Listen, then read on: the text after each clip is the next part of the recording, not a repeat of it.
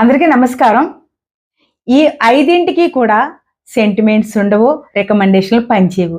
ఏమిటి 5? నీతి, న్యాయం, ధర్మం, సత్యం, అహింస.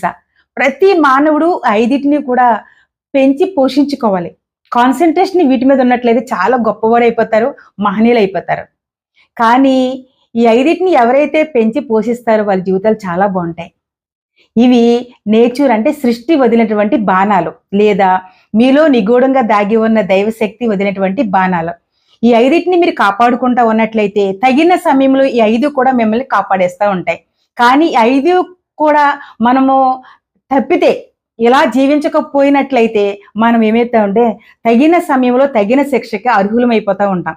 సో మనం అందరము కూడా సమాజాన్ని కాపాడుకోవాలన్నా, మన యొక్క కుటుంబాన్ని కాపాడుకోవాలన్నా, మన దేశాన్ని కాపాడుకోవాలన్నా, మన జీవితాన్ని మనము గొప్పగా చేసుకోవాలన్నా